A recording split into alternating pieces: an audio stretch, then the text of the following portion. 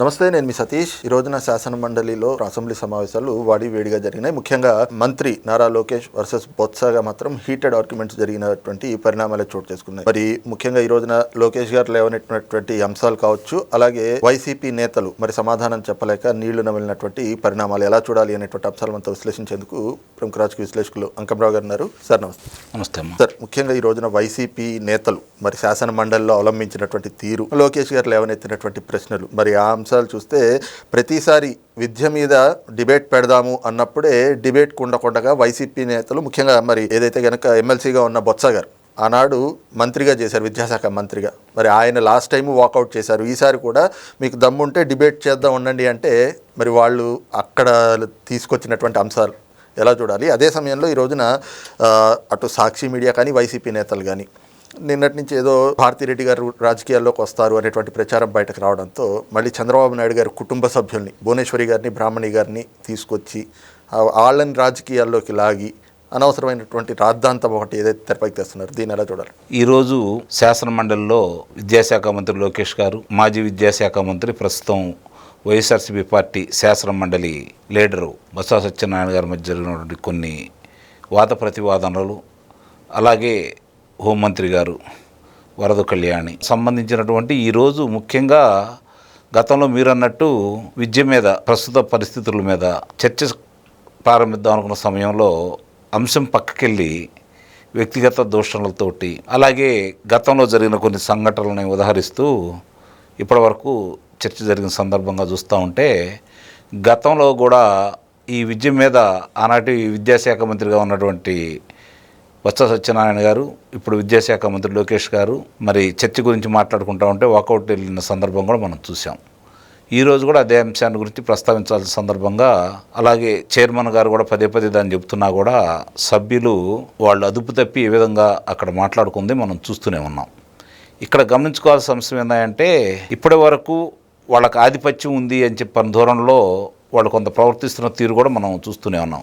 సాధ్యమైపోయింది ఈరోజు ఏ పార్టీ అయినా అధికారంలో ఉంటే వాళ్ళు కనుక సంఖ్యాబలం ఎక్కువ ఉంటే మిగిలిన పార్టీని బుల్డోజర్ చేయడం చూస్తూనే ఉన్నాం. ఇక్కడ శాసన మండలిలో వాళ్ళకి ఆధిపత్యం ఉంది కాబట్టి శాసనసభలో లాగా బహిష్కరించకుండా ఇక్కడికి వచ్చి సమస్యల గురించి మాట్లాడాలనే ఉద్దేశంతో వాళ్ళు వస్తూ ఉన్నారు. వచ్చిన ప్రతిసారి ఏదో ఒక అంశంలో దొరికిపోతూ ఉన్నారు.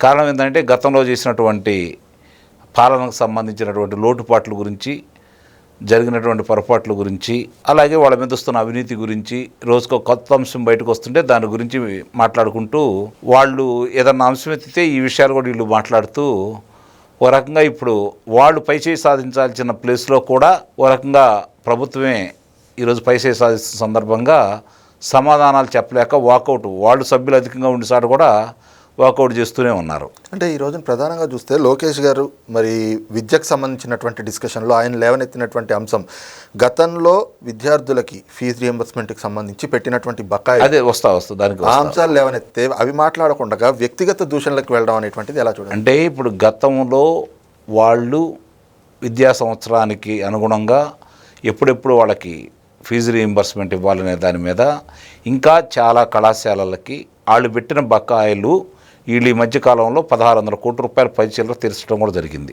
6000 చిల్లర ఇంకా ఇవ్వాల్సిన సందర్భాలు కూడా ఉన్నాయి. దాన్ని, ఆ అంశాన్ని గురించి మాట్లాడదామని చెప్పని ఈరోజు చర్చగా ఉపక్రమిస్తే వాళ్ళు ఎంత బకాయిలు పెట్టారనేది స్పష్టంగా ఇప్పటి వరకు ఈ ప్రభుత్వం చెబుతుందే తప్ప బొత్స సత్యనారాయణ గారు కావచ్చు వాళ్ళ సభ్యులు దాని గురించి మాట్లాడట్లా.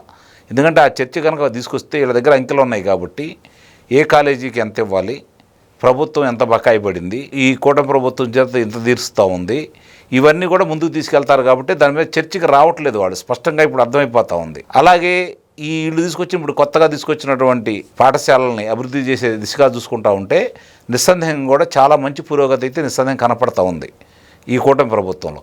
ఇంకా అది ఇంటర్మీడియట్ కళాశాలకి, డిగ్రీ కళాశాలల్లో ఇంకంత వేగవంతంగా రాలేదనేది వాస్తవం పాఠశాలతో పోల్చుకుంటే.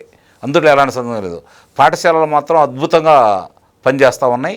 అలాగే వీళ్ళు తీసుకొచ్చినటువంటి డిఎస్సి కావచ్చు, ఈరోజు 16,347 మంది అధ్యాపకులు నియమించే కార్యక్రమంలో పారదర్శకంగా ఎవరికి అవకాశం ఇవ్వకుండా, ఎలాంటి రాజకీయాలు తావు లేకుండా ఏ విధంగా చేసి చూసిన తర్వాత వాళ్ళు అది కూడా మాట్లాడే అవకాశం అయితే లేదు. ఎందుకంటున్నానంటే, ఇప్పటి వరకు 16 సార్లు డిఎస్సి ప్రకటించడం కూడా జరిగింది. 16 సార్లలో 12 సార్లు తెలుగుదేశం పార్టీ, 3 సార్లు కాంగ్రెస్ పార్టీ, ఒక్కసారి జగన్మోహన్ రెడ్డి ప్రకటించాడు కానీ అమలు చేయలేదు. అందుట్లో 3 సార్లు అన్న నందమూరి తారక రామారావు గారు, 9 సార్లు నారా చంద్రబాబు నాయుడు గారు, 2 సార్లు రాజశేఖర రెడ్డి, ఒకసారి కిరణ్ కుమార్ రెడ్డి. వీళ్ళే కదా చేసింది. ఇప్పుడు వాళ్ళు 89 నుంచి 94 దాకా 5 సంవత్సరాలు ఉన్నారు. 2004 నుంచి 2009 సంవత్సరం దాకా 10 సంవత్సరాలు ఉన్నారు. అంటే అక్కడ 15 సంవత్సరాలు పూర్తి అయిపోయినాయి. తర్వాత జగన్మోహన్ రెడ్డి 5 సంవత్సరాలు ఉన్నాడు, 20 సంవత్సరాలు ఉన్నారు. 20 సంవత్సరాల్లో వాళ్ళు ప్రకటించింది 3. తెలుగుదేశం పార్టీ చూసుకుంటా ఉంటే ఇప్పటికీ 22 సంవత్సరాలు.